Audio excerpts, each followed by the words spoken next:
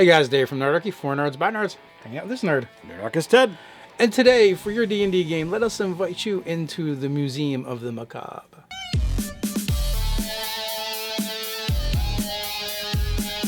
Jump down the description below where you can sign up for Nerdarchy the newsletter, get weekly gaming tips, as well as learn how to game with us. So today's topic is brought to us by Facebook, one of the numerous 5e groups. But someone wanted to help with coming up with demons that do creepy and evil art. And they also wanted some suggestions for some mildly evil art projects that the demons could work on. And I actually thought this was a fantastic idea for to use in a game, which means it's probably a great idea for a video. All right, so first and foremost, you have to look at that there are many different avenues of the word art.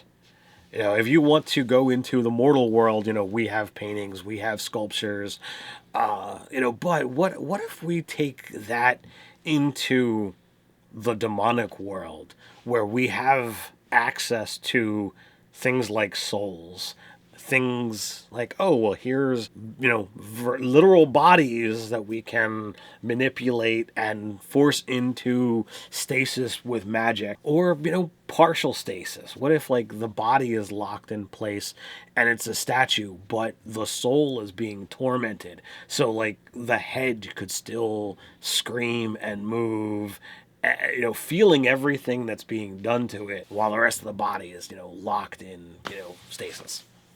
Well, Ted, I would like to welcome you to the Museum Macabre.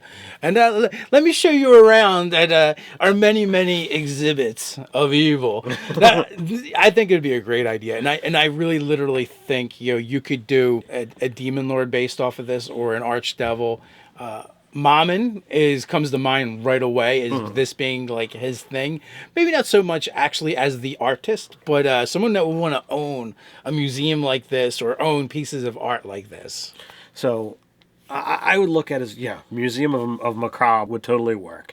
So I would look at, you've got things that have been painted in blood, and in a fantasy world, you're going to have variety of colors to use, so it's not just all reds, but you could have that painter's palette that could actually wind up being a magic item that it keeps blood fresh, but it only keeps blood. So the different painting colors are all blood, and it can paint only horrific scenes. You could have. Well, you say that, but what about in a section of this museum where everything is so beautiful, but it's literally made from the suffering of others. Like you said, they're using these special paints, or they're actually it's actually blood, and it's only shades of red and maybe black, but it's really beautiful art.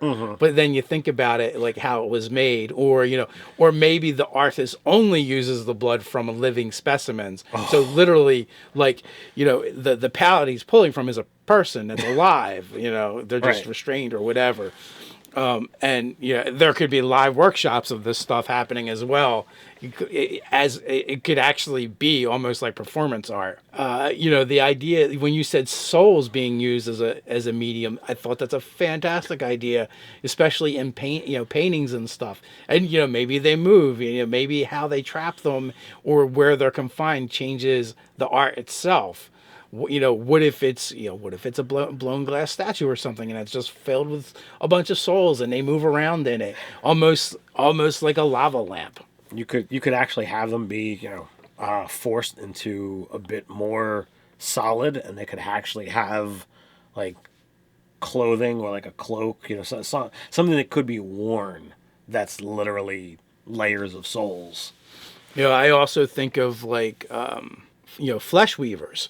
As a concept as well. It could be a prestige class, or maybe a subclass of wizard or sorcerer or warlock, where they actually do that. Maybe bard, where they actually work in this art, and it's use human flesh to do it with, which may or may not be attached to a person. So, like, I could think, if we're already going down this macabre avenue, like, you could wind up taking this a step further and having it be maybe like an area is like a zoo as well, and there are things that have been sewn together or created, and you've got a whole new section of undead or flesh golems that's like, well, pieces have been sewn together in strange and crazy ways, or maybe it's not even quite golem, but it's like, all right, the souls have been intertwined and been forced into this vessel that it doesn't quite fit, so it's trying to get out, but it can't. So it makes it move. So it makes it move. I don't think. I still think that's just part of the regular art museum. Really, they're just art exhibits that when you've taken the macabre to the extreme. So the question is, what kind of fiendish entity do we think would be like the curator for this place? Well, I mean, you could definitely go with one of the demon lords, but like I see this as, whatever being it is so twisted and evil. I totally see that vampire with the the goblet, there with the wine or blood, however you want to call it, that delights in this. Like, he is so sure in his evil power that it takes things like this to actually get him moved. Maybe he doesn't really feel any real powerful emotion unless the evil behind it is so evil that it takes that kind of level to really get him to feel something. Well, okay, so demons tend to be creatures of... Okay, devil. Sorry, go ahead. Okay. Well, I think you should be a devil too, but at the same time, demons do tend to be creatures of passion, but they're also a bit whimsical and give into. So yeah, to actually have a museum now, there could be famous demon artists for sure. Yes. I could definitely see that. But I tend to do that. I tend to say demon encompassing all Fiends, fiends. yeah. But I see this as definitely, a devil. This is definitely someone who's more refined, more reserved in their actions. They're almost aloof and the suffering of lesser beings is probably just beneath them. And for them to get any kind of reaction, like you said, it requires great suffering to really invoke any kind of emotion from them.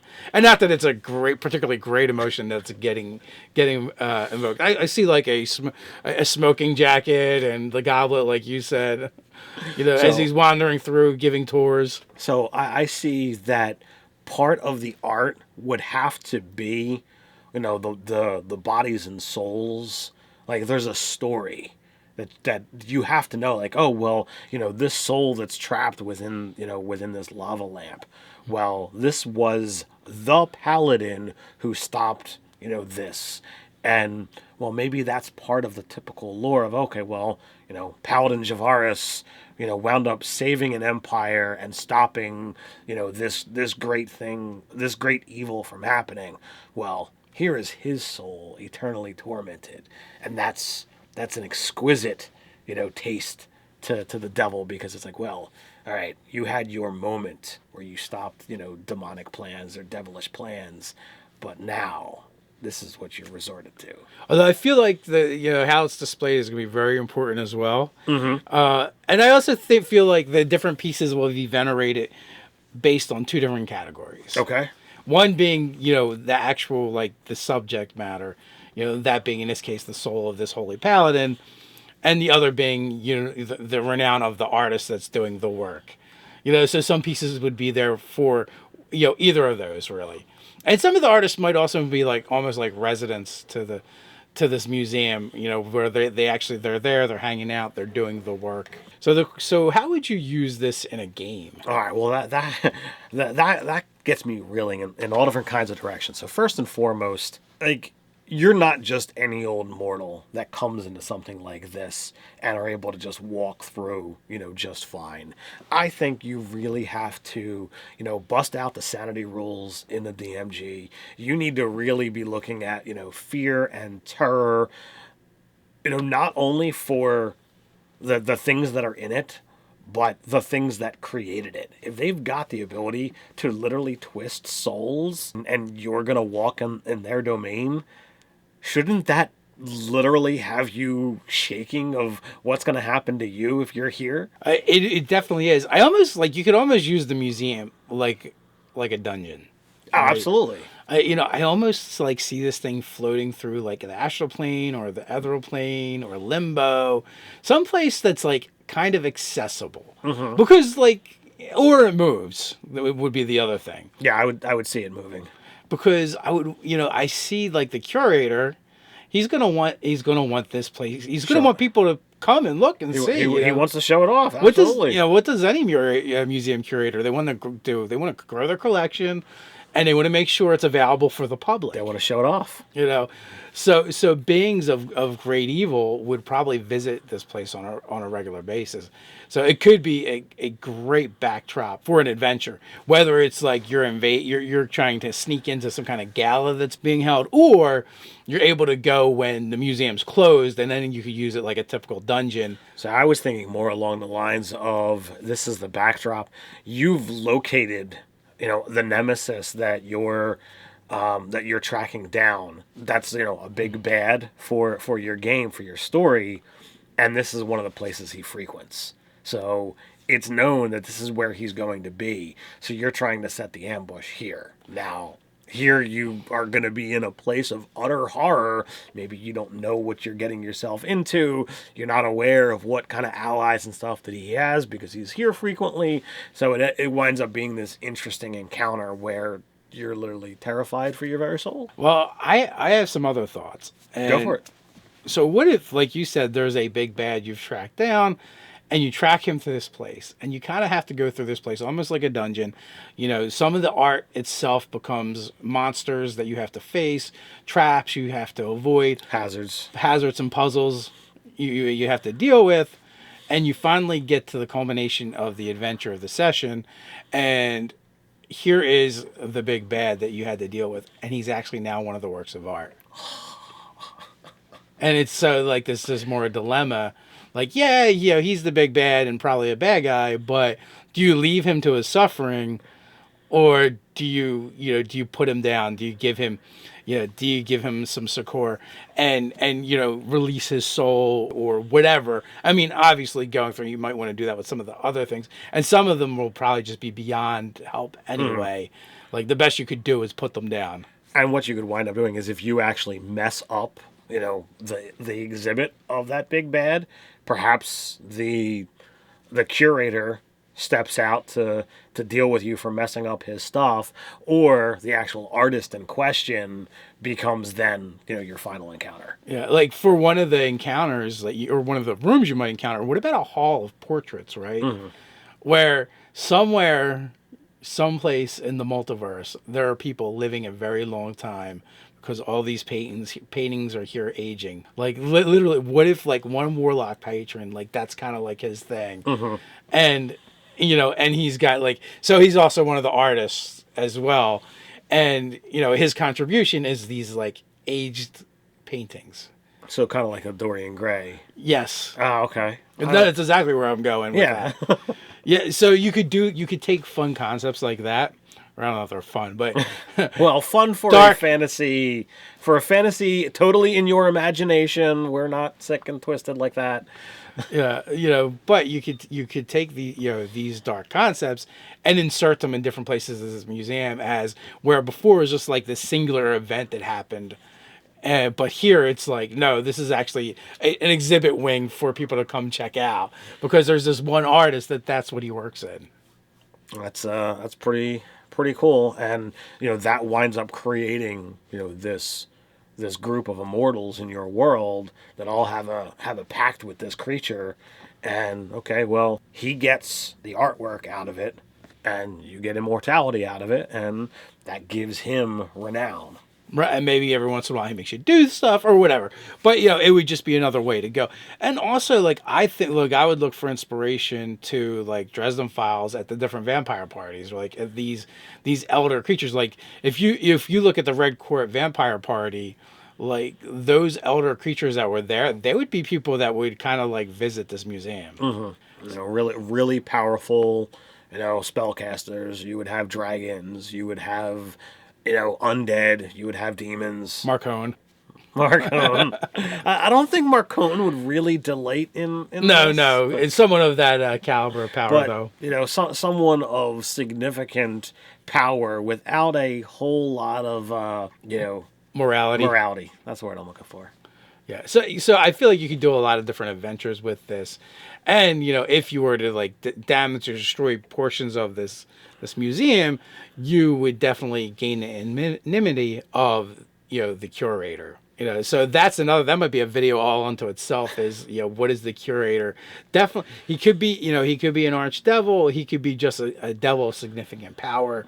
Maybe a named pit fiend. There's tons of different ways that we could go with it. But either way, like this could be a whole campaign if you wanted it to be, where the culmination is having to go through the Museum of the Macabre as your dungeon at the end. And then finally, your big bad or the boss monster would be the curator himself.